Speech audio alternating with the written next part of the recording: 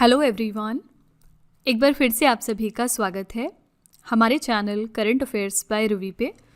और ये हमारी मोस्ट इम्पॉर्टेंट क्वेश्चंस की वीडियो रहने वाली है, जिसमें हम पिछले एक साल यानी कि 12 महीने के जो सबसे महत्वपूर्ण करंट अफेयर्स हैं उनको डिस्कस करेंगे। ठीक है, तो आज की क्लास में हम टॉप 100 न्यूज़ को देखेंगे जो एक साल में मोस्ट इम्पॉर्टेंट न्यूज़ थे।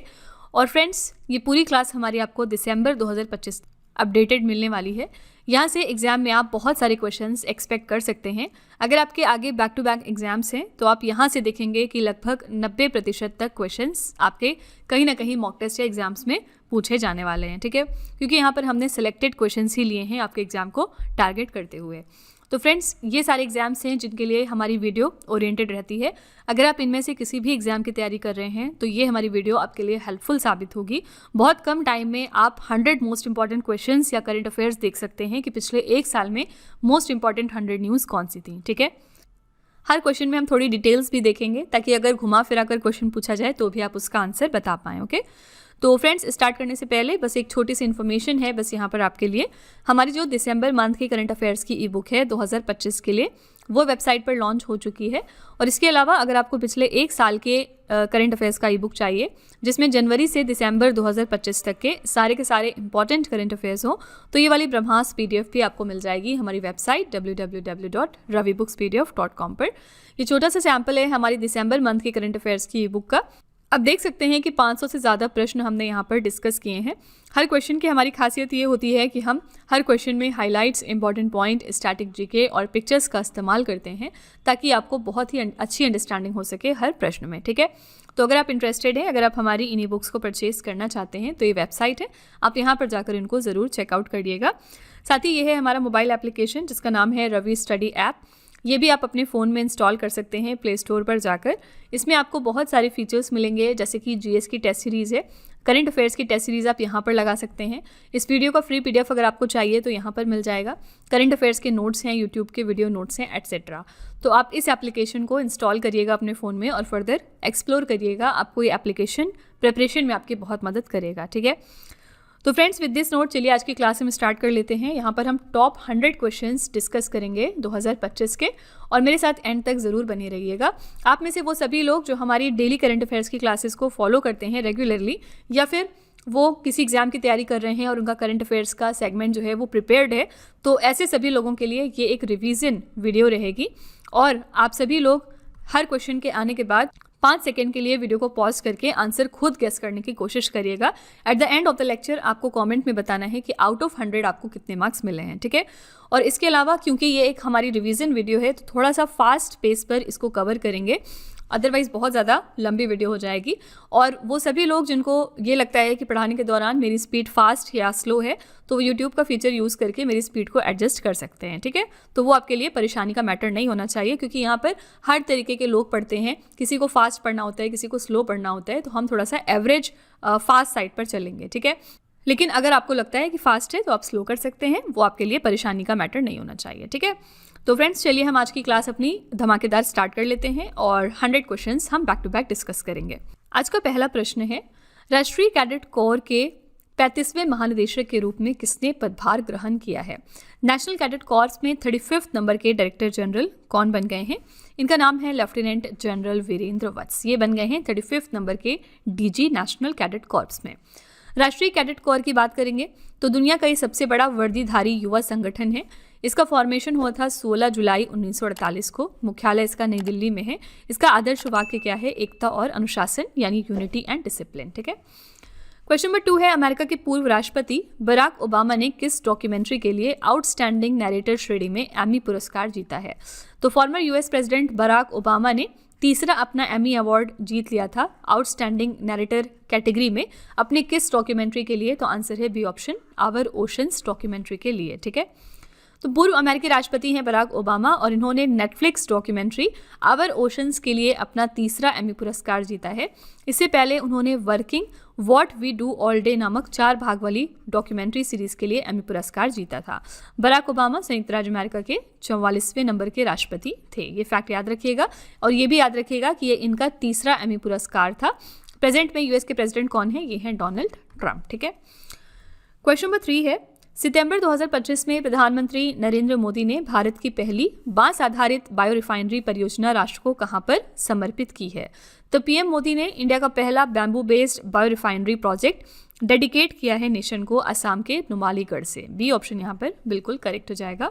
इस परियोजना में 1700 करोड़ रुपए से अधिक का निवेश हुआ है और इसे नुमालीगढ़ रिफाइनरी लिमिटेड और फिनलैंड की कंपनी चेम्पॉलिस ओई के सहयोग से विकसित किया गया। ठीक है, तो इसके लिए कौन सी देश की कंपनी ने सहयोग किया है? तो आंसर है फिनलैंड। ठीक है, क्वेश्चन नंबर 4 है, वैश्विक शांति सूचकांक 2025 में भारत को क्या स्थान दिया गया है? ग्लोबल पीस इंडेक्स 2025 में हमारी पोजीशन है 115। बी ऑप्शन यहाँ पर करेक्ट हो जाएगा। भारत वैश्विक शांति सूचकांक 2025 में 115वें स्थान पर है, जिसमें भारत का जीपीआई स्कोर 2.229 रहा। स्कोर याद रखने की कोई ज़रूरत नहीं है, ये एग्जाम में कभी नहीं पूछा जाएगा, ये सिर्फ आपके नॉलेज के लिए है। इसको जारी कौन करता है? तो institute for economics and peace, Sydney, Australia. ये इसका 19वां नंबर का संस्करण था। टॉप 3 देश देखेंगे तो पहले स्थान पर आइसलैंड था, दूसरे पर आयरलैंड और तीसरे पर न्यूजीलैंड। स्कोर किसी का भी आपको नहीं याद रखना है। ठीक है, क्वेश्चन नंबर 5 है, साहित्य के क्षेत्र में नोबेल पुरस्कार 2025 से किसे सम्मानित किया जाएगा? नोबेल प्राइज इस साल किसको दिया गया है लिटरेचर के फील्ड में? आंसर हो जाएगा लाज़लो क्रास्ना-होर्काई को। डी ऑप्शन यहाँ पर बिल्कुल सही है। इनकी कंट्री जरूर याद रखिएगा, ये हंगरी देश को बिलोंग करते हैं। और क्यों इनको दिया गया ये देखते हैं। उनकी गहन और दूरदर्शी साहित्यिक कृतियों के लिए दिया गया, जो मानव अस्तित्व के संघर्षों और दुनिया के संकटों के बीच कला की ताकत को दर्शाती है। कौन देता है? तो स्वीडिश अकादमी। विजेताओं को 11 मिलियन स्वीडिश क्रोना, जो कि 10.5 करोड़ रुपए लगभग बनते हैं, इतना दिया जाएगा। साथ ही सोने का मेडल और सर्टिफिकेट भी। पुरस्कार 10 दिसंबर को स्टॉकहोम में दिया गया था। ठीक है, क्वेश्चन नंबर 6 है, राष्ट्रपति द्रौपदी मुर्मू को किस देश के लिस्बन शहर की प्रतिष्ठित सम्मान की कुंजी प्रदान की गई है? तो हमारी प्रेसिडेंट द्रौपदी मुर्मू को यह प्रेस्टिजियस की ऑफ ऑनर दिया गया है of the city of Lisbon of Portugal. ठीक है, आंसर हो जाएगा डी ऑप्शन पुर्तगाल। पुर्तगाल के बारे में थोड़े से स्टैटिक फैक्ट देख लेते हैं। पुर्तगाल की राजधानी है लिस्बन। यहाँ पर मुद्रा चलती है यूरो और ये यूरोप महाद्वीप में स्थित एक देश है। राष्ट्रपति यहाँ पर हैं मार्सेलो रेबोलो डी सूसा और प्रधानमंत्री हैं लुइस मॉन्टेनेग्रो। ठीक है, क्वेश्चन नंबर 7 है, किस राज्य के जनजातीय हस्तशिल्प जिसका नाम है कन्नडिप्या, इसको जीआई टैग प्रदान किया गया है? कौन से स्टेट का ये ट्राइबल हैंडीक्राफ्ट है कन्नडिप्या, जिसको हाल ही में जीआई टैग दिया गया? करेक्ट आंसर हो जाएगा ए ऑप्शन केरला। ठीक है, केरला राज्य का एक प्रोडक्ट था। क्यों न्यूज़ में आया? क्योंकि हाल ही में इसको जीआई टैग मिला है। क्वेश्चन नंबर 8 है, दक्षिण कोरिया में 64 वर्षों के बाद पहली बार किस नागरिक को असैन्य रक्षा मंत्री नियुक्त किया गया है? तो 64 साल के बाद साउथ कोरिया में सिविलियन डिफेंस मिनिस्टर अपॉइंट हो रहे हैं और इनका नाम है आन ग्यू पैंग। ठीक है, तो पहली बार क्योंकि ये अपॉइंट हुए हैं साउथ कोरिया में इस पोजीशन पर, इसलिए ये क्वेश्चन इंपॉर्टेंट है। पहली बार 64 वर्षों के बाद आहान ग्यू बैंग को असैन्य रक्षा मंत्री नियुक्त किया गया। ठीक है, क्वेश्चन नंबर 9 है, जून 2025 में कौन सा राज्य मिजोरम और गोवा के बाद पूर्ण कार्यात्मक साक्षरता हासिल करने वाला भारत का तीसरा राज्य बना है? तीसरा राज्य कौन सा बना है जिसने कि फुल फंक्शनल लिटरेसी को अचीव कर लिया है? आंसर हो जाएगा त्रिपुरा। पहले 2 राज्य कौन से थे? पहले पर था मिजोरम और दूसरे पर था गोवा। ठीक है, तो पूर्वोत्तर राज्य त्रिपुरा, मिजोरम और गोवा के बाद भारत का तीसरा ऐसा राज्य बन गया जिसने कि पूर्ण कार्यात्मक साक्षरता, जिसको हम फंक्शनल लिटरेसी कहते हैं, इसको अचीव कर लिया है। क्वेश्चन नंबर 10 है, दुनिया का पहला सिरेमिक कचरे से बना पार्क अनोखी दुनिया कहाँ पर स्थापित किया गया? अनोखी दुनिया की खास बात क्या है? दुनिया का ऐसा पहला पार्क है जिसको कि सिरेमिक वेस्ट से बनाया गया है। कहाँ पर इसको स्टैब्लिश किया गया है? तो आंसर है उत्तर प्रदेश के बुलंदशहर में। सी ऑप्शन करेक्ट हो जाएगा। उत्तर प्रदेश के बुलंदशहर स्थित खुर्जा में पूरी तरह से सिरेमिक कचरे से बना दुनिया का ये पहला पार्क है जिसका नाम है अनोखी दुनिया। ये पार्क करीब 2 एकड़ में फैला हुआ है और इसे लगभग 80 टन सिरेमिक कचरे से 5.86 करोड़ रुपए की लागत से बनाया गया है। सिरेमिक कचरा उन सिरेमिक आधारित उत्पादों से निकलने वाला एक अपशिष्ट है जो अब उपयोग में नहीं है, जैसे कि टूटी हुई टाइलें, बर्तन और सैनिटरी वेयर। ठीक है, तो इनका उपयोग करते हुए दुनिया का ऐसा पहला पार्क इस्टेब्लिश किया गया है उत्तर प्रदेश के बुलंदशहर में। अगला है, football tournament Kafa Nations cup 2025 किस टीम ने जीत लिया है? तो काफा नेशंस कप जो है ये इस साल जीता है उज्बेकिस्तान की टीम ने। कई बार एग्जाम में सिर्फ ये क्वेश्चन पूछा गया कि काफा नेशंस कप जो है ये किस खेल से संबंधित है? तो फुटबॉल से। ठीक है, तो काफा मतलब फुल फॉर्म क्या है? Central Asian football association Nations cup. ये जो है जो 2025 में कप हुआ था चैंपियनशिप, इसकी विजेता टीम थी उज़्बेकिस्तान। उज़्बेकिस्तान ने ईरान को फाइनल्स में हराया था और स्वर्ण पदक यहाँ पर जीता है उज़्बेकिस्तान ने इसी के साथ, और रजत पदक जीता ईरान ने। इंपॉर्टेंट है कि कांस्य पदक जीता है भारत ने, जिसमें कि ओमान को हमने पेनाल्टी शूटआउट में 3-2 से हराया था। इसी के साथ ये भारत का काफा नेशंस कप में हमारा पहला पदक था। याद रखिएगा हमने कौन सा पदक यहाँ पर जीता है, तो ब्रोंज मेडल जीता है। ठीक है, ये इवेंट कहाँ पर हुआ है, तो ताजिकिस्तान और उज़्बेकिस्तान देश में। ठीक है, क्वेश्चन नंबर 12 है, सितंबर 2025 में भारत, ईरान और आर्मेनिया के बीच तीसरी त्रिपक्षीय परामर्श बैठक कहां पर आयोजित हुई है। ये थर्ड ऐसी ट्राइलेटरल कंसल्टेशन मीटिंग थी। कौन से देशों के बीच में, इंडिया, ईरान और आर्मेनिया के बीच में, और ये कहां पर हुई है, तो ईरान के तेहरान शहर में। सी ऑप्शन करेक्ट हो जाएगा। इस वार्ता में मुख्य रूप से अंतर्राष्ट्रीय उत्तर दक्षिण परिवहन गलियारा को मजबूत बनाने और आर्मेनिया की क्रॉस रोड ऑफ पीस परियोजना में सहयोग के विस्तार पर चर्चा हुई है। INSTC भारत को ईरान के चाबहार बंदरगाह से जोड़कर यूरोप तक पहुंच प्रदान करता है और ये क्षेत्रीय व्यापार को बढ़ावा देने में अहम भूमिका निभा रहा है। ठीक है, बैठक में इंडिया को किसने रिप्रेजेंट किया है, इंडिया को रिप्रेजेंट किया हमारे संयुक्त सचिव ने, जो कि है मिस्टर आनंद प्रकाश। ठीक है, क्वेश्चन नंबर 13 है, अगस्त 2025 में भारत ने किस प्राचीन बौद्ध स्थल को यूनेस्को विश्व धरोहर सूची में शामिल करने के लिए नामांकित किया है। कौन सी हमारी एक पुरानी बुद्धिस्ट साइट है जिसको इंडिया ने नॉमिनेट किया है ताकि वो इंक्लूड हो जाए यूनेस्को वर्ल्ड हेरिटेज लिस्ट में। करेक्ट आंसर यहाँ पर हो जाएगा डी ऑप्शन, सारनाथ। ठीक है, तो भारत ने 2025 और 26 के नामांकन चक्र के लिए यूनेस्को विश्व धरोहर केंद्र को प्राचीन बौद्ध स्थल सारनाथ को विश्व धरोहर स्थल के रूप में सूचीबद्ध करने के लिए एक डोजियर प्रस्तुत किया है। सारनाथ कहाँ पर है, ये वाराणसी के पास स्थित है। ये वो पवित्र स्थान है जहाँ भगवान बुद्ध ने ज्ञान प्राप्त करने के बाद अपना पहला उपदेश धर्मचक्र प्रवर्तन दिया था। ठीक है, कई बार एग्जाम में स्टैटिक फैक्ट में आपके एंशिएंट हिस्ट्री में ये पूछा जाता है कि जो पहला उपदेश था भगवान बुद्ध का वो कहाँ पर हुआ था, तो याद रखिएगा सारनाथ में। ठीक है, क्वेश्चन नंबर 14 है, फिडे शतरंज विश्व कप 2025 की मेजबानी कौन सा देश करेगा। तो फिडे चेस वर्ल्ड कप 2025 को होस्ट किया था भारत ने। बी ऑप्शन बिल्कुल सही है। नेक्स्ट है, जुलाई 2025 में केंद्र सरकार ने वैश्विक मानकों पर प्रतिष्ठित पर्यटन स्थलों को विकसित करने के लिए किस योजना की शुरुआत करी है। कौन सी स्कीम है जिसको सेंट्रल गवर्नमेंट ने लॉन्च किया है ताकि आइकॉनिक टूरिस्ट डेस्टिनेशंस डेवलप हो सकें ग्लोबल स्टैंडर्ड्स के लेवल तक। करेक्ट आंसर यहाँ पर हो जाएगा SASCI योजना। ठीक है, इसके बारे में थोड़े से फैक्ट्स देखते हैं। इसका फुल फॉर्म सबसे पहले क्या है, special assistance to states for capital investment. इस योजना का मुख्य उद्देश्य है भारत भर के चुनिंदा प्रतिष्ठित पर्यटन स्थलों को विश्व स्तर पर प्रतिस्पर्धी यानी कॉम्पिटिटिव उच्च गुणवत्ता यानी हाई क्वालिटी वाले पर्यटन केंद्रों में बदलना। ठीक है, और ये योजना केंद्रीय पर्यटन मंत्रालय द्वारा शुरू की गई है। ओके, नेक्स्ट है, राष्ट्रीय ध्वज दिवस 2025 हमने कब मनाया। नेशनल फ्लैग डे हम सेलिब्रेट करते हैं 22 जुलाई 2025 को। ठीक है, डी ऑप्शन यहाँ पे करेक्ट हो जाएगा।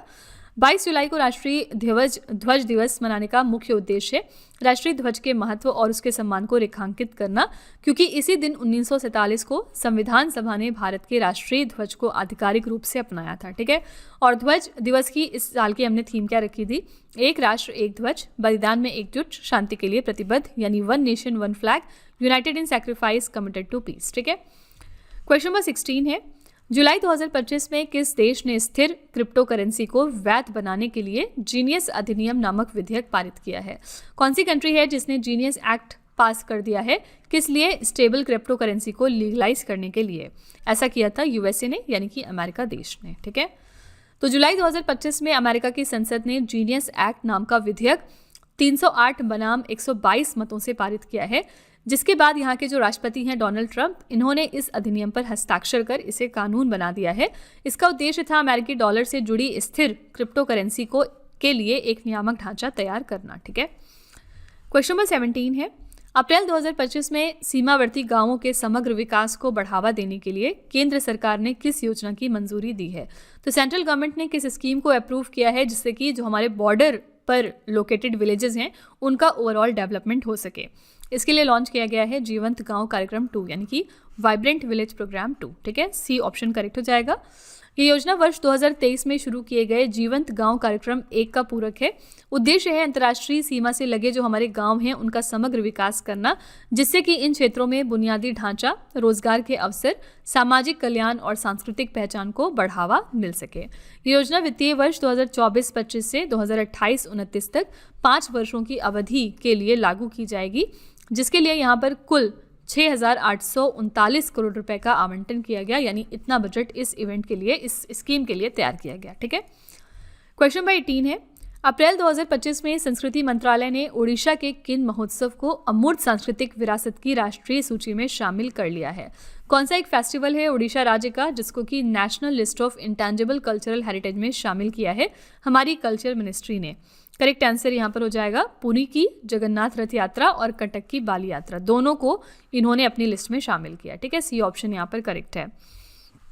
क्वेश्चन नंबर 19 है, विश्व मस्तिष्क दिवस 2025 हमने कब मनाया? वर्ल्ड ब्रेन डे हर साल हम मनाते हैं 22 जुलाई को, और इस साल के लिए हमने थीम क्या रखी है?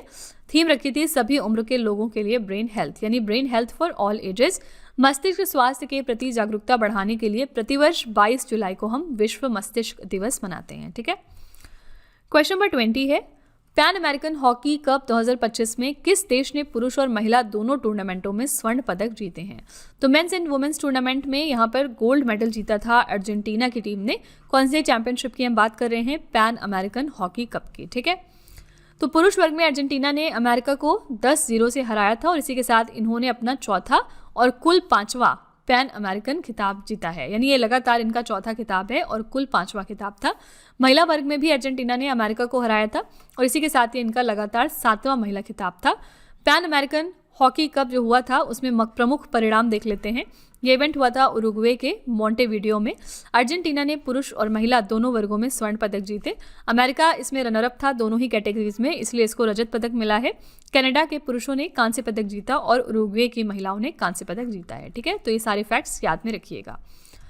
क्वेश्चन नंबर 21 है, अगस्त 2025 में मणिपुर में आई प्राकृतिक आपदा के दौरान भारतीय वायुसेना और असम राइफल्स द्वारा चलाए गए संयुक्त राहत अभियान का क्या नाम है?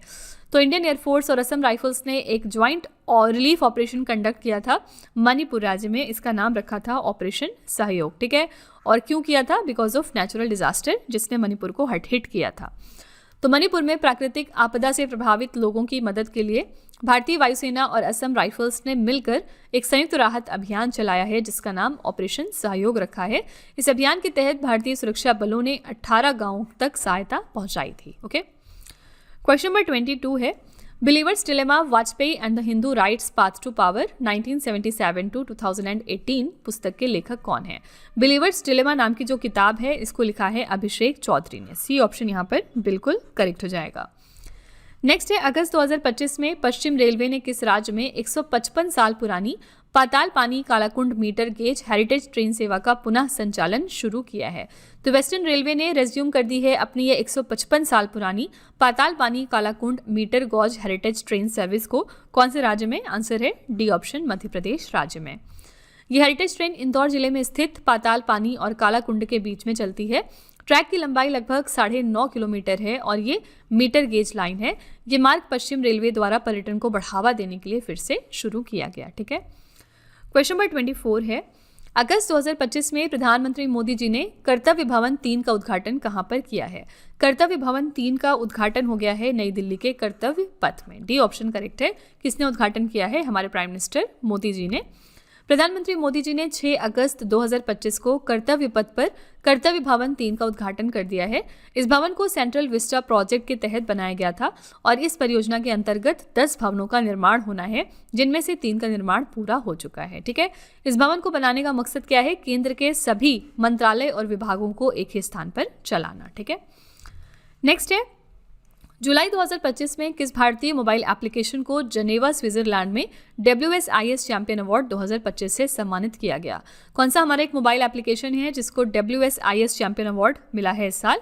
करेक्ट आंसर है डी ऑप्शन, मेरी पंचायत एप्लीकेशन। ठीक है, तो मेरी पंचायत ऐप को प्रतिष्ठित world summit on the information society 2025 के अंतर्गत ई गवर्नमेंट कैटेगरी में ये सम्मान दिया गया। उद्देश्य था स्थानीय शासन में पारदर्शिता और भागीदारी को बढ़ावा देना। नेक्स्ट है, जुलाई 2025 में जापान बैडमिंटन ओपन में पुरुष एकल का खिताब किसने जीता था? जापान बैडमिंटन ओपन का खिताब जीता है शी युकी ने। सी ऑप्शन करेक्ट हो जाएगा। ठीक है, यहाँ पर मेन सिंगल्स टाइटल की हमने बात करी है।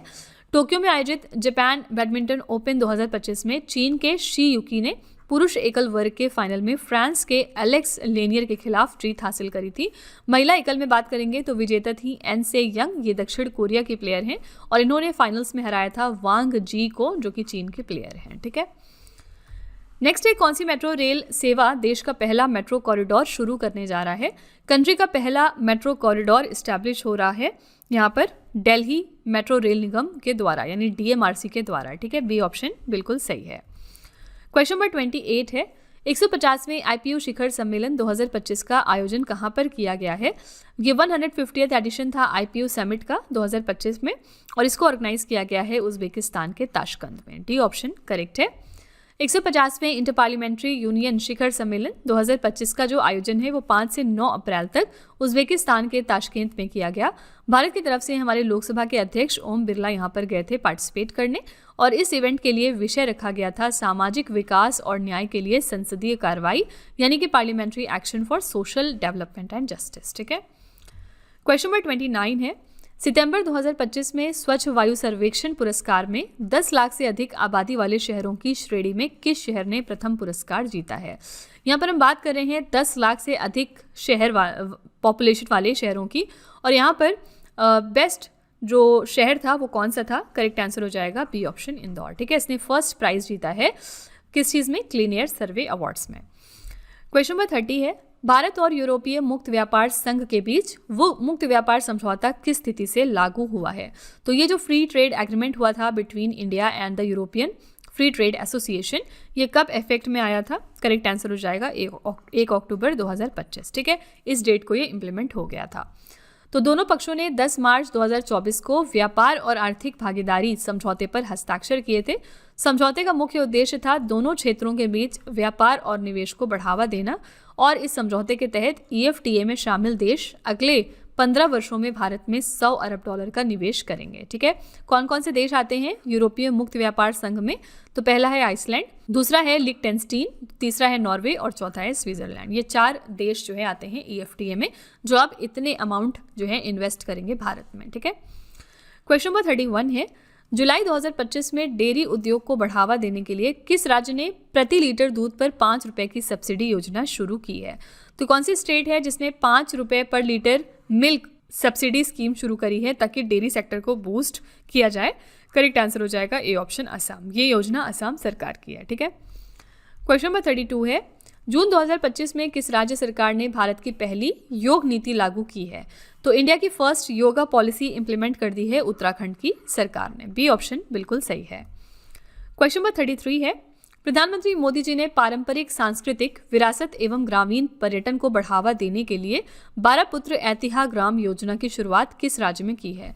12 पुत्र ऐतिहा ग्राम योजना की शुरुआत हो गई है उड़ीसा राज्य में। पर्पस क्या है? ट्रेडिशनल कल्चरल हेरिटेज और रूरल टूरिज्म को बढ़ावा देना, उसको प्रमोट करना। ओके, क्वेश्चन नंबर 34 है, जून 2025 में भारत की पहली राष्ट्रीय दुर्लभ रक्तदाता रजिस्ट्री किस संस्थान द्वारा तैयार की गई है? यह इंडिया की पहली national rare blood donor registry है। इसको तैयार किया है राष्ट्रीय इम्यूनो हेमेटोलॉजी संस्थान ने, जो कि मुंबई में लोकेटेड है। सी ऑप्शन बिल्कुल सही है। ये रजिस्ट्री विशेष रूप से बॉम्बे OH रक्त समूह के लिए बनाई गई, जो दुनिया के सबसे दुर्लभ रक्त समूहों में से एक है। इस पहल का उद्देश्य है ऐसे दुर्लभ रक्त समूह वाले व्यक्तियों को आपातकालीन स्थिति में समय पर रक्त उपलब्ध करवाना। ठीक है, तो जो भी हमारे दुर्लभ रक्त समूह हैं उनका ये संग्रह होने वाला है। क्वेश्चन नंबर 35 है, केंद्रीय मंत्री भूपेंद्र यादव ने किस वन्यजीव अभयारण्य में घड़ियाल संरक्षण कार्यक्रम का शुभारंभ किया है? ये हमारे जो मिनिस्टर हैं भूपेंद्र यादव किस चीज़ के मिनिस्टर हैं? ये है हमारे minister of environment, forest and climate change. ठीक है, और हाल ही में इन्होंने घड़ियाल कंजर्वेशन प्रोग्राम लॉन्च कर दिया था उत्तर प्रदेश के कतरनिया घाट वन्यजीव अभयारण्य में। सी ऑप्शन यहाँ पर सही है। ठीक है, क्वेश्चन नंबर 36 है, ब्रिटिश रॉयल नेवी के F-35B लाइटनिंग 2 लड़ाकू विमान ने ईंधन की कमी और खराब मौसम के कारण आपातकालीन लैंडिंग कहां पर की थी? ये ब्रिटिश रॉयल नेवी का F-35B लाइटनिंग 2 फाइटर एयरक्राफ्ट था, जिसने कि लैक ऑफ फ्यूल और बैड वेदर की वजह से इमरजेंसी लैंडिंग करवाई थी इंडिया के केरला राज्य में। केरला में भी कहां पर? तिरुवनंतपुरम में। ठीक है, नेक्स्ट है, कलिंगा सुपर कप 2025 का खिताब किस टीम ने जीत लिया है? कलिंगा सुपर कप जीता है इस साल गोवा FC ने। सी ऑप्शन करेक्ट हो जाएगा। गोवा एफसी ने 3 मई को उड़ीसा के भुवनेश्वर में खेले गए फाइनल्स में जमशेदपुर एफसी को हराया था। इसी के साथ इन्होंने कलिंगा सुपर कप जीत लिया था। कलिंगा सुपर कप का आयोजन अखिल भारतीय फुटबॉल महासंघ द्वारा किया जाता है। ये इसका 5वां संस्करण था और इसका संबंध फुटबॉल से। कई बार सिंपली ये पूछ लिया जाता है कि कलिंगा सुपर कप किस खेल से एसोसिएटेड है, तो याद रखिएगा फुटबॉल से। ओके, क्वेश्चन नंबर 38 है, मई 2025 में सिंगापुर देश के नए प्रधानमंत्री कौन बन गए हैं? तो सिंगापुर देश के नए प्रधानमंत्री बने हैं Lawrence Wong. A option correct हो जाएगा। सिंगापुर के बारे में थोड़े से स्टैटिक फैक्ट देख लेते हैं। सिंगापुर की राजधानी है सिंगापुर सिटी। मुद्रा यहाँ पर चलती है सिंगापुर डॉलर। ये एशिया महाद्वीप में स्थित एक देश है और यहाँ पर राष्ट्रपति हैं थर्मन शनमुगरत्नम। ठीक है, क्वेश्चन नंबर 39 है, प्रधानमंत्री नरेंद्र मोदी ने डीआरडीओ की नई नवदुर्गा मिसाइल परीक्षण रेंज की आधारशिला कहां पर रखी है? यह डीआरडीओ की एकदम नई नवदुर्गा मिसाइल टेस्ट रेंज है, जिसकी नींव प्राइम मिनिस्टर मोदी जी ने खुद रखी है आंध्र प्रदेश के नागयालंका में। ठीक है, डी ऑप्शन करेक्ट है। क्वेश्चन नंबर 40 है, सितंबर 2025 में 28वीं यूनिवर्सल पोस्टल कांग्रेस का आयोजन कहां पर हुआ है? ये 28th एडिशन था यूनिवर्सल पोस्टल कांग्रेस का और ये इवेंट हुआ है इस साल संयुक्त अरब अमीरात के दुबई शहर में। ठीक है, डी ऑप्शन करेक्ट हो जाएगा। 28वीं यूनिवर्सल पोस्टल कांग्रेस का आयोजन संयुक्त अरब अमीरात के दुबई शहर में हुआ है 8 से लेकर 19 सितंबर तक। ये पहली बार है जब संयुक्त अरब अमीरात ने इस कार्यक्रम की मेजबानी की है और इस कांग्रेस में भारत का प्रतिनिधित्व हमारे केंद्रीय संचार मंत्री ज्योतिरादित्य एम सिंधिया ने किया है।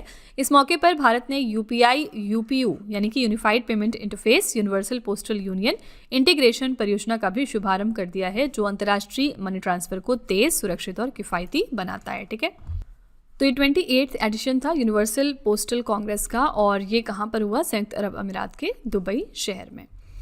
क्वेश्चन नंबर 41 है, जहाज निर्माण, जहाज मरम्मत और जहाज पुनर्चक्रण के लिए एक समर्पित स्वतंत्र नीति पेश करने वाला भारत का पहला राज्य कौन सा बन गया है? तो फर्स्ट स्टेट कौन सा है इंडिया का जिसने कि इंट्रोड्यूस किया है एक dedicated independent policy ship building, ship repair and ship recycling के लिए? करेक्ट आंसर है यहाँ पर डी ऑप्शन, महाराष्ट्र राज्य। ओके, तो महाराष्ट्र राज्य ने 29 अप्रैल 2025 को भारत का पहला समर्पित नीति दस्तावेज पेश किया जो जहाज निर्माण, मरम्मत और पुनः चक्रण पर केंद्रित है। इस नीति का उद्देश्य क्या है? राज्य को 2030 तक जहाज निर्माण का प्रमुख केंद्र बनाना, जिसमें 6,600 करोड़ रुपए का निवेश आकर्षित करने और 40,000 नौकरियां सृजित करने का लक्ष्य रखा गया है। ठीक है, तो ये सारे फैक्ट्स याद रखिएगा। करेक्ट आंसर है यहाँ पर महाराष्ट्र। क्वेश्चन नंबर 42 है, किस राज्य के लक्कुंडी क्षेत्र के कल्याण चालुक्य काल के स्मारकों को यूनेस्को की अंतरिम सूची में शामिल करने का प्रस्ताव है?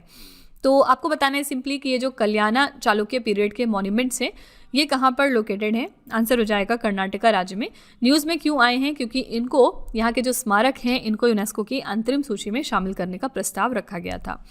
कर्नाटका राज्य सरकार ने भारतीय राष्ट्रीय कला और सांस्कृतिक धरोहर ट्रस्ट के सहयोग से गदग जिले के लक्कुंडी क्षेत्र के प्राचीन मंदिरों और स्मारकों को यूनेस्को की अंतरिम सूची में शामिल करने का अंतिम चरण का प्रस्ताव तैयार किया है। इन स्मारकों में काशी विश्वेश्वर मंदिर, मणिकेश्वर मंदिर, नन्नेश्वर मंदिर, ब्रह्मा जिनालय और मुसिकिना बावी जैसे प्रमुख स्मारकों को शामिल किया गया। ठीक है, क्वेश्चन नंबर 43 है, अखिल भारतीय फुटबॉल महासंघ पुरस्कार 2024 और 25 में सर्वश्रेष्ठ पुरुष और महिला खिलाड़ी के रूप में किसे चुना गया है? All India football federation awards में बेस्ट मेल और फीमेल प्लेयर कौन साबित हुए हैं? आंसर हो जाएगा सुभाशीष बोस और सौम्या गुगुलोत। सी ऑप्शन बिल्कुल करेक्ट है। ओके, क्वेश्चन नंबर 44 है, किस राज्य सरकार ने बच्चों के खिलाफ हिंसा को समाप्त करने के लिए बाल सुरक्षा राज्य कार्य योजना की शुरुआत की है? Child protection state action plan की जो शुरुआत है ये करी है केरला की सरकार ने। किस लिए? ताकि चिल्ड्रन के अगेंस्ट जो वायलेंस हो रहा है उसको एंड किया जाए। ओके, ये योजना विश्व स्वास्थ्य संगठन की इंस्पायर रणनीति पर आधारित है और इसका मुख्य उद्देश्य क्या है? बच्चों के खिलाफ विशेष रूप से यौन हिंसा को कम करना और अंततः उसे समाप्त करना। ये योजना महिला एवं बाल विकास विभाग द्वारा लागू की जा रही है। क्वेश्चन नंबर 45 है, टीसीएस और आईबीएम ने भारत का सबसे बड़ा क्वांटम कंप्यूटिंग हब बनाने के लिए किस राज्य में साझेदारी की है? टीसीएस और आईबीएम ने आपस में कोलैबोरेट किया है ताकि वो इंडिया का सबसे बड़ा क्वांटम कंप्यूटिंग हब एस्टैब्लिश करें। कहाँ पर? ए ऑप्शन, आंध्र प्रदेश राज्य में। ए ऑप्शन बिल्कुल सही है। नेक्स्ट है, मई 2025 में मेजर ध्यानचंद खेल रत्न पुरस्कार 2023 से किस बैडमिंटन युगल जोड़ी को सम्मानित किया गया है?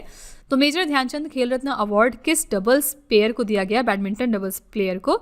ऑप्शंस हैं चिराग शेट्टी और सात्विक सिराज और रानकी रेड्डी। करेक्ट आंसर है सी ऑप्शन, ए और बी दोनों। इस पेयर को मेजर ध्यानचंद खेल रत्न अवार्ड दिया गया है 2023 का। ओके, क्वेश्चन नंबर 47 है, फ्रेड डॉरिंगटन सैंड मास्टर पुरस्कार 2025 से सम्मानित किए जाने वाले पहले भारतीय कौन बन गए हैं? फर्स्ट इंडियन कौन है जिनको कि फ्रेड डॉरिंगटन सैंड मास्टर अवार्ड दिया गया 2025 का?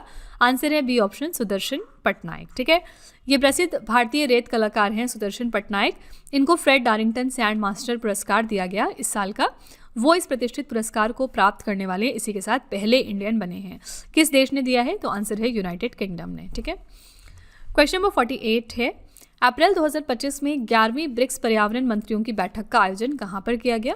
ये 11th एडिशन था ब्रिक्स एनवायरमेंट मिनिस्टर्स मीटिंग का, जो कि इस साल ऑर्गेनाइज किया गया है ब्राज़ील के ब्राज़ीलिया में। सी ऑप्शन बिल्कुल करेक्ट है। ओके, इस बैठक में भारत का प्रतिनिधित्व किया था हमारे पर्यावरण, वन और जलवायु परिवर्तन मंत्रालय के अतिरिक्त सचिव ने, जो कि हैं श्री अमनदीप गर्ग। ओके, और उद्देश्य क्या था इस बैठक का? पर्यावरण संरक्षण, प्राकृतिक संसाधनों के सतत उपयोग और जलवायु परिवर्तन से निपटने के लिए ब्रिक्स देशों के बीच सहयोग को मजबूत करना। ठीक है, करेक्ट आंसर हो जाएगा सी ऑप्शन, ब्राज़ील का ब्राज़ीलिया। क्वेश्चन नंबर 49 है, विश्व चैंपियन डी गुकेश को हराने वाले सबसे युवा ग्रैंड मास्टर कौन बन गए हैं?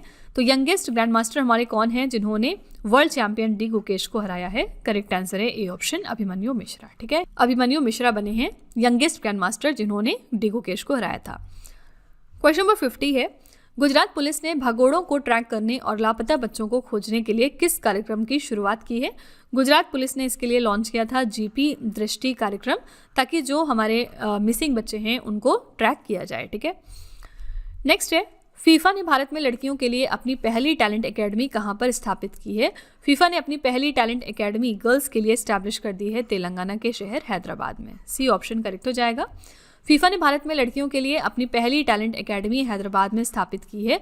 ये एकेडमी गाची बावली स्टेडियम परिसर में स्थित है और इसे अखिल भारतीय फुटबॉल महासंघ और तेलंगाना सरकार के सहयोग से शुरू किया गया। ठीक है, नेक्स्ट है, अगस्त 2025 में भारत का नया उपराष्ट्रीय सुरक्षा सलाहकार यानी डेप्यूटी नेशनल सिक्योरिटी एडवाइजर किसे नियुक्त किया गया है? तो इंडिया के नए deputy national security adviser appoint हुए हैं mister Anish Dayal Singh. A option बिल्कुल करेक्ट है। उपराष्ट्रीय सुरक्षा सलाहकार की बात करेंगे तो ये एक महत्वपूर्ण पद होता है जो भारत के राष्ट्रीय सुरक्षा सलाहकार को उनके कार्यों में हेल्प करता है।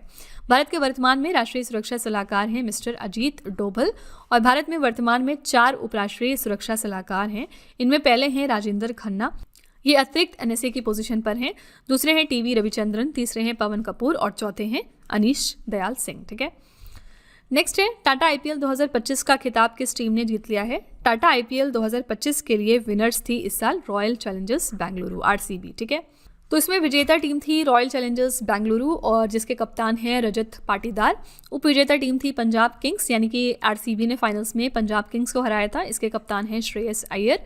ये इसका 18वां संस्करण था। टाइटल स्पॉन्सर इसके हैं टाटा। ऑरेंज कैप के विजेता थे इसमें साई सुदर्शन। ऑरेंज कैप किसको दिया जाता है? जिन्होंने सबसे ज़्यादा रन बनाए होते हैं, तो इन्होंने 759 रन बनाए थे और ये गुजरात टाइटंस टीम के लिए खेलते हैं। पर्पल कैप दिया जाता है जो सबसे ज़्यादा विकेट लेते हैं और इसके विजेता थे मिस्टर प्रसिद्ध कृष्णा। सबसे ज़्यादा इन्होंने विकेट लिए, कुल 25 विकेट लिए थे और ये भी गुजरात टाइटंस टीम को बिलोंग करते हैं। ठीक है, तो आपको याद रखना है कि टाटा आईपीएल 2025 जीता था आरसीबी ने। क्वेश्चन नंबर 54 है, जनवरी 2025 में किन खिलाड़ियों को मेजर ध्यानचंद खेल रत्न से सम्मानित किया गया था? मेजर ध्यानचंद खेल रत्न दिया गया था मनु भाकर, डी गुकेश, हरमनप्रीत सिंह और प्रवीण कुमार को। आंसर हो जाएगा ई ऑप्शन, इन सभी को। ठीक है, तो युवा मामले और खेल मंत्रालय ने राष्ट्रीय खेल पुरस्कार 2024 के विजेताओं की भी घोषणा की है और मेजर ध्यानचंद खेल रत्न दिया गया है डी गुकेश को, जो कि शतरंज के जादूगर हैं, ये हमारे ग्रैंड मास्टर भी हैं। हॉकी स्टार हरमनप्रीत सिंह और प्रवीण कुमार जो कि पैरा एथलीट हैं और मनु भाकर जो कि निशानेबाज हैं यानी शूटर हैं।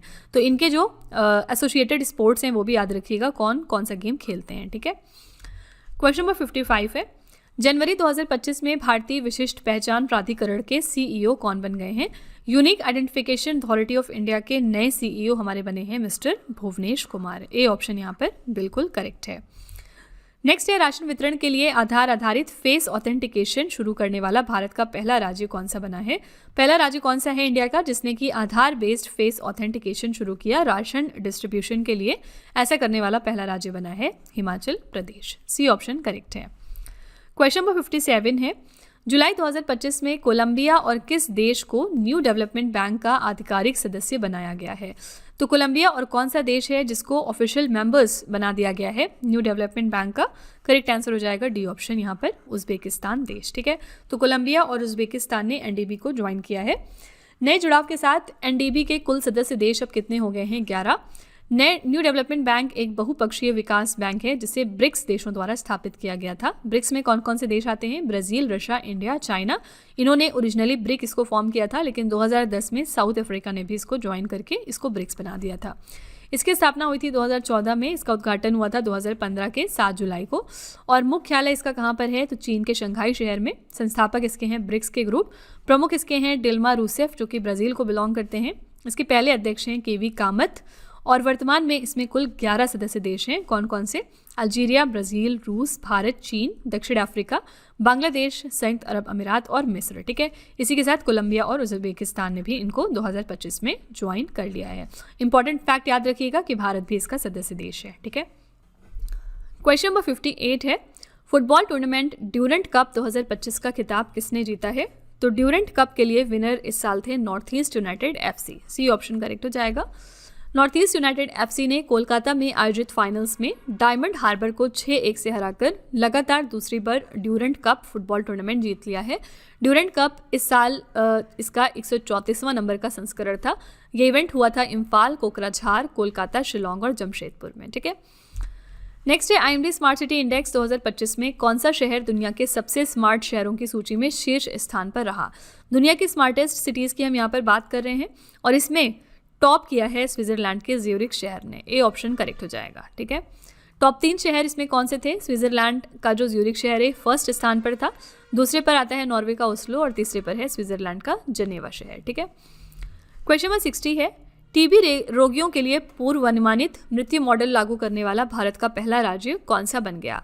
कौन सा पहला राज्य बना है जिसने कि इंप्लीमेंट किया है predictive mortality model for the TB patients? Correct answer है डी ऑप्शन, तमिलनाडु राज्य। ऐसा करने वाला तमिलनाडु पहला राज्य बना है। नेक्स्ट है, जनवरी 2025 में एसोचैम के महासचिव नियुक्त कौन बन गए हैं? तो एसोचैम के नए सेक्रेटरी जनरल हाल ही में बने हैं मिस्टर मनीष सिंघल। इनका पिक्चर आप यहाँ पर देख सकते हैं।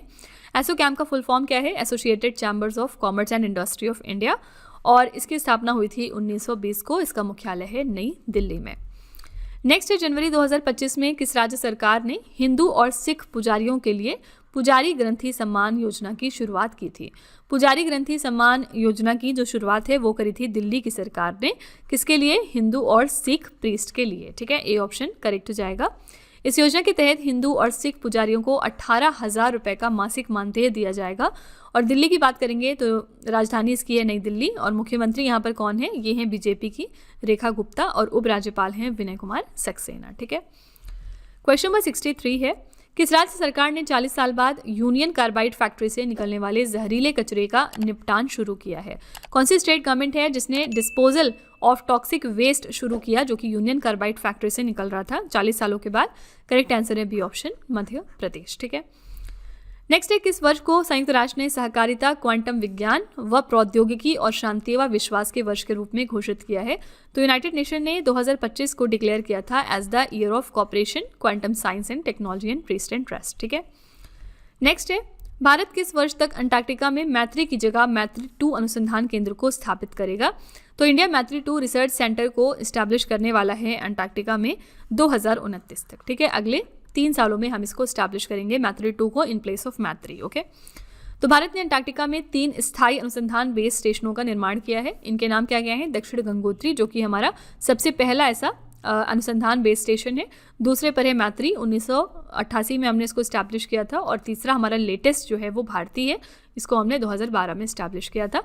फिलहाल मैत्री और भारती पूरी तरह से चालू हैं। ठीक है, क्वेश्चन नंबर 66 है, किस राज्य में भारत का पहला बाल कैंसर अस्पताल स्थापित किया जाएगा? इंडिया का ये पहला चिल्ड्रंस कैंसर हॉस्पिटल है जो कि इस्टेब्लिश हो रहा है बिहार के पटना शहर में। अगला है, वर्ष 2025 के बाद जन्म लेने वाले बच्चों की नई पीढ़ी को क्या नाम दिया गया है? तो ऐसे सभी बच्चे जो 2025 के बाद पैदा होंगे उनका नाम रखा गया है बीटा जनरेशन। वो सभी बच्चे बीटा जनरेशन में आते हैं। ये फैक्ट ज़रूर याद रखिएगा, इंपॉर्टेंट क्वेश्चन है। ठीक है, क्वेश्चन नंबर 68 है, 1 जनवरी 2025 से किस देश में बुर्का पहनने पर प्रतिबंध लगा दिया गया है? ये देश है स्विट्जरलैंड। यहाँ पर अब हिजाब को और बुर्का को बैन किया गया है फ्रॉम 1 जनवरी 2025। नेक्स्ट है, मई 2025 में यूक्रेन ने ऑपरेशन स्पाइडर वेब के तहत किस देश पर बड़ा ड्रोन हमला किया था? तो यूक्रेन ने ऑपरेशन स्पाइडर वेब के तहत रशिया देश पर एक बड़ा ड्रोन अटैक किया था। ठीक है, इस ऑपरेशन में 117 FPV यानी फर्स्ट पर्सन व्यू ड्रोन का उपयोग किया गया था। हमले में 41 रूसी सैन्य विमान जिनमें Tu-N5, Tu-22M3, Tu-160 और A-50 जैसे रणनीतिक बम वर्षक शामिल थे, नष्ट या क्षतिग्रस्त हो गए थे। ठीक है, करेक्ट आंसर यहाँ पर है ए ऑप्शन, रूस। तो क्योंकि हम जानते हैं कि रशिया और यूक्रेन की वॉर चल रही है, तो वैसे भी आप इसका आंसर गेस कर सकते थे। क्वेश्चन नंबर 70 है, मई 2025 में पोलैंड देश के नए राष्ट्रपति के रूप में किसे नियुक्त किया गया है? पोलैंड देश में नए राष्ट्रपति बन गए हैं करोल नवराकी। ठीक है, बी ऑप्शन करेक्ट है। पोलैंड के बारे में थोड़े से स्टैटिक फैक्ट्स देख लेते हैं। ये यूरोप महाद्वीप में स्थित एक देश है। राजधानी इसकी वार्सा है। मुद्रा यहाँ पर चलती है ज़्लॉटी और प्रधानमंत्री हैं डोनाल्ड टस्क। ठीक है, क्वेश्चन नंबर 71 है, मई 2025 में ताजिकिस्तान के दुशांबे में आयोजित अंतर्राष्ट्रीय ग्लेशियर संरक्षण सम्मेलन में भारत का नेतृत्व किसने किया है? तो इंटरनेशनल ग्लेशियर प्रोटेक्शन कॉन्फ्रेंस कहाँ पर हुई है? ताजिकिस्तान के दुशांबे में। यहाँ पर इंडिया को रिप्रेजेंट किया था किरीट वर्धन सिंह ने। बी ऑप्शन यहाँ पर बिल्कुल करेक्ट हो जाएगा। नेक्स्ट है, किस IIT ने भारतीय रेलवे के सहयोग से भारत का पहला हाइपरलूप परीक्षण ट्रैक लॉन्च किया है? इंडिया का ये पहला हाइपरलूप टेस्ट ट्रैक था जिसको कि लॉन्च किया है इंडियन रेलवेज ने IIT मद्रास के साथ में कोलैबोरेट करके। ए ऑप्शन करेक्ट है। अगला है, अगस्त 2025 में कौन सा टाइगर रिजर्व भारत का दूसरा सबसे बड़ा टाइगर रिजर्व बन गया है? ये है हमारा सुंदरवन टाइगर रिजर्व जो कि वेस्ट बंगाल में लोकेटेड है। ये हमारा दूसरे नंबर का सबसे बड़ा टाइगर रिजर्व बन गया है। राष्ट्रीय वन्यजीव बोर्ड द्वारा 1044.68 वर्ग किलोमीटर के विस्तार को मंजूरी दिए जाने के बाद पश्चिम बंगाल स्थित सुंदरवन टाइगर रिजर्व भारत का दूसरा सबसे बड़ा टाइगर रिजर्व बन गया। सुंदरवन इससे पहले भारत के 7वें सबसे बड़े रिजर्व में से एक था, जो अब आंध्र प्रदेश के नागार्जुन सागर श्रीशैलम टाइगर रिजर्व के बाद दूसरे स्थान पर आ गया है। भारत में वर्तमान में कितने टाइगर रिजर्व हैं? 58 टाइगर रिजर्व हैं। जो हमारा लेटेस्ट टाइगर रिजर्व है वो कौन सा है? ये है हमारा माधव टाइगर रिजर्व जो कि मध्य प्रदेश में लोकेटेड है। ठीक है, ये सारे फैक्ट याद रखिएगा। हमारा सबसे बड़ा टाइगर रिजर्व कौन सा है? ये है श्रीशैलम टाइगर रिजर्व, ये आंध्र प्रदेश में है। ठीक है, क्वेश्चन नंबर 74 है, श्रीनगर में आयोजित पहले खेलो इंडिया वाटर स्पोर्ट्स फेस्टिवल 2025 में कौन सा राज्य पदक तालिका में शीर्ष स्थान पर रहा?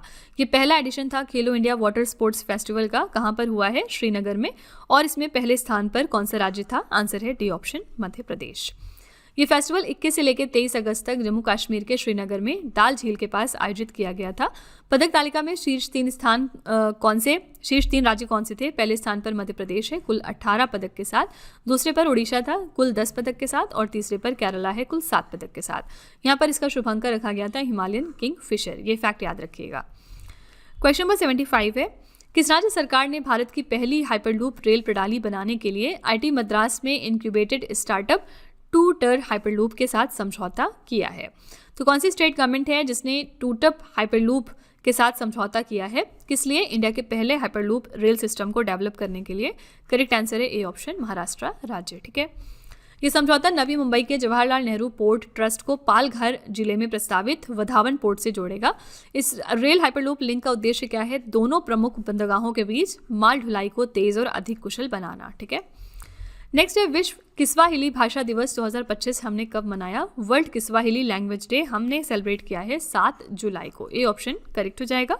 इस साल के लिए हमने थीम क्या रखी थी? किस्वाहिली सांस्कृतिक विविधता और अंतर सांस्कृतिक संवाद के लिए एक सेतु। ठीक है, यानी कि Kiswahili a bridge for cultural diversity and intercultural dialogue. Next है, 18वें ब्रिक्स शिखर सम्मेलन 2026 की मेजबानी कौन सा देश करेगा? तो 2026 में जो 18th एडिशन है ब्रिक्स समिट का, इसको होस्ट करेगा भारत। बी ऑप्शन यहाँ पर बिल्कुल करेक्ट है। और 2025 की बात करेंगे तो 2025 में इसके लिए कौन होस्ट था? आंसर है ब्राजील देश। तो ब्रिक्स सम्मेलन 2025 की यहाँ पर हम बात करेंगे तो ब्रिक्स शिखर सम्मेलन 2025 6 और 7 जुलाई को ब्राज़ील के रियो डी जेनेरियो में हुआ था और इसकी अध्यक्षता की थी ब्राज़ील के राष्ट्रपति लूला दा सिल्वा ने। ये इसका 17वां संस्करण था।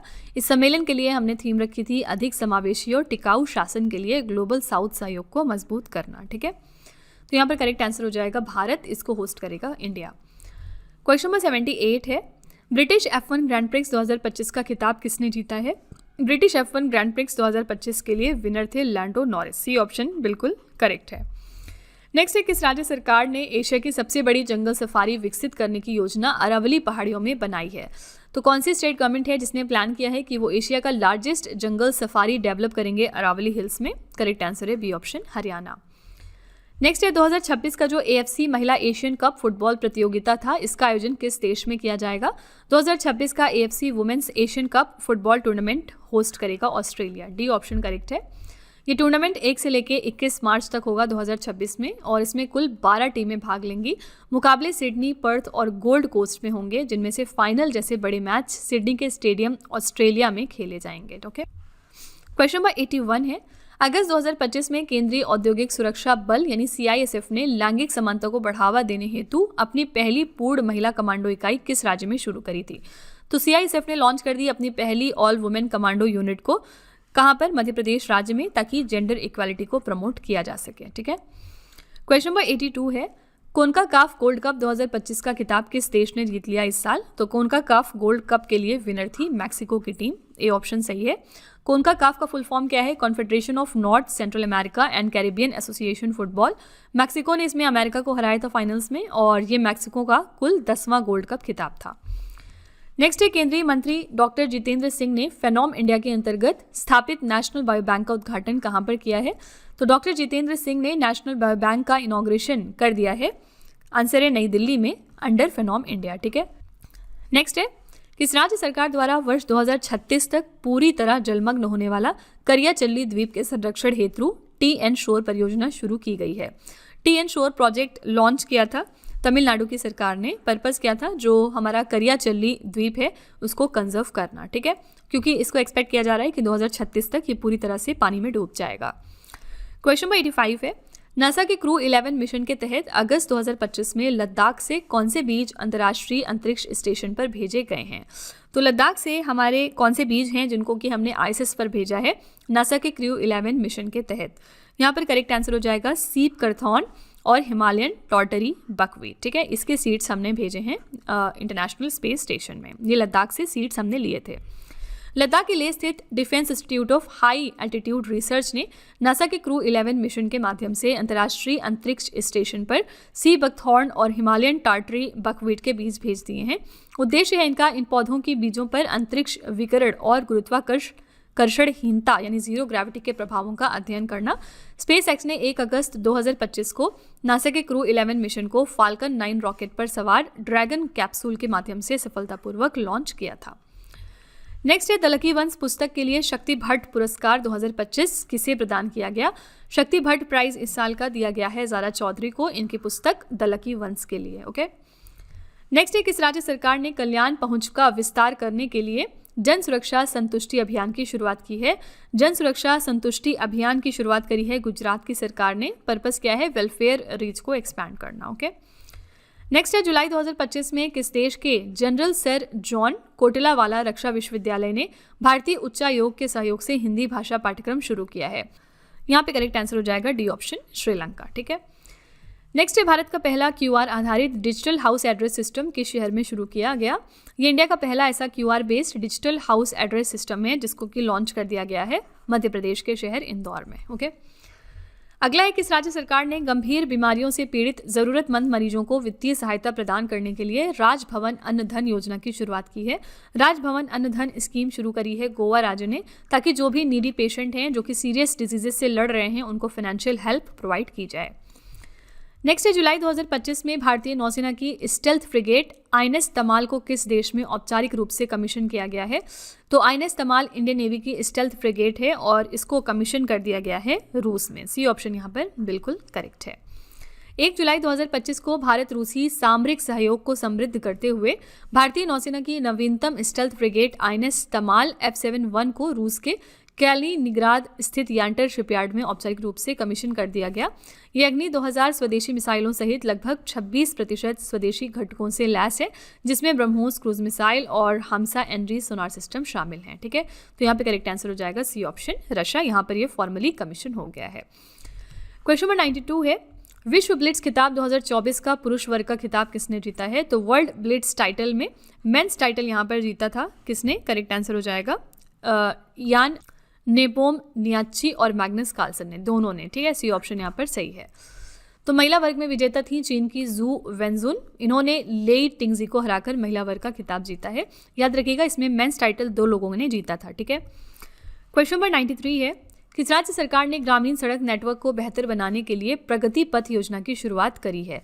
प्रगति पथ स्कीम की शुरुआत करी है कर्नाटका की सरकार ने। पर्पस है जो हमारे रूरल रोड नेटवर्क हैं उनको इम्प्रूव करना। नेक्स्ट, फरवरी 2025 में किस भारतीय समुद्री तट पर ऑलिव रेडली कछुओं की रिकॉर्ड मास नेस्टिंग देखी गई है? ऑलिव रेडली कछुए जो बहुत इंपॉर्टेंट प्रजाति माने जाते हैं कछुओं के, इनकी मास नेस्टिंग हमें देखने को मिली थी ऋषिकुल्या तट पर इस साल। ए ऑप्शन यहाँ पर बिल्कुल करेक्ट है। ओडिशा के ऋषिकुल्या समुद्री तट पर 7 लाख से अधिक ऑलिव रेडली कछुओं ने रिकॉर्ड तोड़ सामूहिक घोंसला बनाया है। ये समुद्र तट गहीर माथा समुद्री अभयारण्य के साथ ऑलिव रेडली कछुओं के प्रमुख नेस्टिंग स्थलों में से एक है। ऑलिव रेडली कछुए अपने अद्वितीय सामूहिक नेस्टिंग व्यवहार, जिसे कि आप अरीबाड़ा कहते हैं, इसके लिए जाने जाते हैं, जहां हजारों मादा कछुए एक साथ अंडे देने के लिए समुद्र तट पर आते हैं। ठीक है, कई बार एग्जाम में क्वेश्चन पूछा गया है कि जो अरीबाड़ा है किसकी नेस्टिंग को कहा जाता है, तो याद रखिएगा ऑलिव रेडली कछुओं की नेस्टिंग को। ठीक है, क्वेश्चन नंबर 95 है, life on Mars collected stories नामक पुस्तक के लेखक कौन है? लाइफ ऑन मार्स नाम की जो पुस्तक है इसको लिखा है नमिता गोखले ने। अगला है राष्ट्रीय विज्ञान दिवस 2025 हमने कब मनाया? तो नेशनल साइंस डे हम हर साल सेलिब्रेट करते हैं 28 फरवरी को, और हर साल इसी दिन हम मनाते हैं राष्ट्रीय विज्ञान दिवस। क्यों? क्योंकि सर सीवी रमन द्वारा रमन प्रभाव की खोज इसी दिन हुई थी, जो भौतिकी के क्षेत्र में एक मील का पत्थर है, जिसके लिए उन्हें 1930 में भौतिकी में नोबेल पुरस्कार भी मिला है। इस साल के लिए हमने थीम रखी थी साइंस डे के लिए, विकसित भारत के लिए विज्ञान और नवाचार में वैश्विक नेतृत्व के लिए भारतीय युवाओं को सशक्त बनाना, यानी कि empowering Indian youth for global leadership in science and innovation for a developed India. ठीक है, क्वेश्चन नंबर 97 है, किस कंपनी ने एआई मॉडल मैग्मा का अनावरण किया है? ये एक एआई मॉडल है मैग्मा, जिसका अनावरण कर दिया था माइक्रोसॉफ्ट ने। डी ऑप्शन करेक्ट हो जाएगा। नेक्स्ट है, फरवरी 2025 में नासा ने किस अंतरिक्ष एजेंसी के साथ मिलकर रोबोटिक मून लैंडर एथेना को चंद्रमा पर लॉन्च किया है? इसके लिए नासा ने पार्टनरशिप करी थी स्पेस एक्स के साथ, और इन्होंने मिलकर रोबोटिक मून लैंडर एथेना को लॉन्च कर दिया मून पर। ओके, तो 26 जनवरी 2025 को नासा ने स्पेस एक्स के साथ मिलकर रोबोटिक मून लैंडर एथेना को चंद्रमा पर लॉन्च किया, जो इंट्यूटिव मशीन्स का दूसरा चंद्र मिशन है। इस चंद्र मिशन को स्पेस एक्स फाल्कन 9 वाहन से नासा के कैनेडी स्पेस सेंटर फ्लोरिडा से लॉन्च किया गया है। ओके, क्वेश्चन नंबर 99 है, जैव विविधता वित्त को बढ़ावा देने हेतु CBD COP16 में किस फंड को लॉन्च किया गया है? तो इस इवेंट के दौरान कैली फंड को लॉन्च किया गया है, ताकि बायोडाइवर्सिटी फाइनेंस को हम प्रमोट कर सकें। 25 फरवरी 2025 को इटली के रोम में संयुक्त राष्ट्र जैविक विविधता सम्मेलन के 16वें सम्मेलन में कैली फंड की शुरुआत की गई थी। इस अंतर्राष्ट्रीय कोष का उद्देश्य था निजी कंपनियां जो हमारी होती हैं उनसे वित्तीय योगदान प्राप्त करना। इस धन का उपयोग होगा संरक्षण परियोजनाओं में, वैज्ञानिक अनुसंधान और उन स्वदेशी समुदायों की सुरक्षा के लिए जो प्राकृतिक पारिस्थितिकी तंत्र की रक्षा करते हैं। ठीक है, और इसी के साथ हमारा आज का आखिरी प्रश्न है, किस देश ने ग्रीन ट्रांजिशन अलायंस इंडिया पहल की घोषणा की है? Green transition alliance India initiative की अनाउंसमेंट कर दी है डेनमार्क देश ने। ए ऑप्शन यहाँ पर सही है। ग्रीन ट्रांजिशन अलायंस इंडिया पहल डेनमार्क द्वारा भारत के साथ सतत ऊर्जा समाधानों पर सहयोग को मजबूत करने के लिए शुरू की गई है। ये वैश्विक कार्बन तटस्थता प्राप्त करने की प्रतिबद्धता में हमारी मदद करेगा। ठीक है, तो यहाँ पे करेक्ट आंसर है ए ऑप्शन डेनमार्क। तो फ्रेंड्स, ये हमारे टॉप 100 क्वेश्चंस थे इस साल के, और ये सारे क्वेश्चंस जो हैं ये सेलेक्टेड और मोस्ट इंपॉर्टेंट है आपके एग्जाम्स के लिए। अगर आपने एंड तक इस पूरी वीडियो को देखा है तो आप डेफिनेटली इन सारे क्वेश्चंस को अपने एग्जाम्स या मॉक टेस्ट में कहीं ना कहीं ज़रूर देखने वाले हैं। तो लास्ट में फिर एज यूजुअल आपके लिए एक छोटा सा टेस्ट है, जिसमें हम आपको 3 क्वेश्चंस देते हैं सॉल्व करने के लिए। ये सारे क्वेश्चंस इसी वीडियो में से होते हैं। अगर आपने वीडियो को अच्छे तरीके से देखा है तो आप इन क्वेश्चंस को आंसर कर पाएंगे। आज का पहला प्रश्न है, वैश्विक शांति सूचकांक 2025 में भारत को क्या स्थान दिया गया? दूसरा प्रश्न है, दुनिया का पहला सिरेमिक कचरे से बना पार्क अनोखी दुनिया कहाँ पर स्थापित किया गया? और तीसरा प्रश्न है, राष्ट्रीय ध्वज दिवस 2025 हमने कब मनाया है? ठीक है, तो फ्रेंड्स ये 3 क्वेश्चंस आपके लिए हैं एज अ होमवर्क। इनका जो जवाब है वो आपको कमेंट में जाके लिखना है। और इसी के साथ हमारी क्लास यहाँ पर एंड होती है। आई रियली होप कि आपको हमारी ये क्लास पसंद आई होगी, और आप अपना फीडबैक कमेंट में ज़रूर लिखिएगा कि ये क्लास कैसी लगी आपको।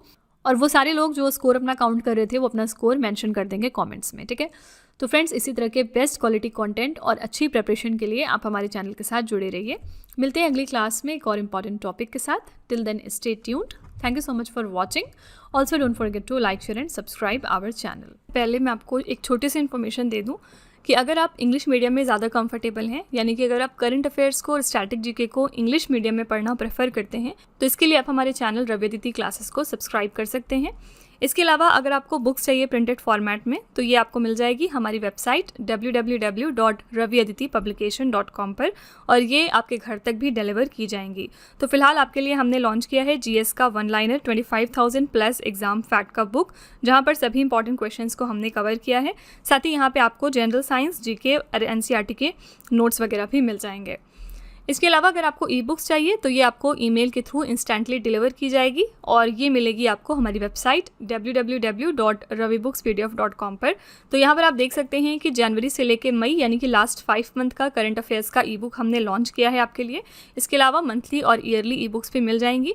साथ ही 11,000 प्लस जीके जीएस का बुक भी आपके लिए अवेलेबल किया गया है। ठीक है, तो अगर आपको इनमें से कोई भी ई बुक चाहिए तो इस वेबसाइट पर जाके आप इनको परचेज कर सकते हैं। साथ ही ये हमारा मोबाइल एप्लीकेशन है जिसका नाम है रवि स्टडी ऐप। अगर आपको इस वीडियो का फ्री पीडीएफ चाहिए तो आप यहाँ पर जाके इसको डाउनलोड कर सकते हैं। इस एप्लीकेशन में और भी चीज़ें हैं आपके लिए, जैसे कि जीएस की टेस्ट सीरीज़, करंट अफेयर्स के नोट्स, यूट्यूब के वीडियो नोट्स, करंट अफेयर्स की ई बुक्स, जीके जीएस की ई बुक्स एटसेट्रा। ठीक है, तो आप इस एप्लीकेशन को डाउनलोड करके फर्दर एक्सप्लोर कर सकते हैं। और सभी वीडियोस और ई बुक से रिलेटेड जो अपडेट्स हैं वो आपको मिलेगी हमारे telegram channel current affairs by Ravi पर। तो इसको भी आप ज़रूर ज्वाइन कर लीजिएगा, जिससे कि आप हमारे सारे न्यू लॉन्चेस से अपडेटेड रहें। ठीक है।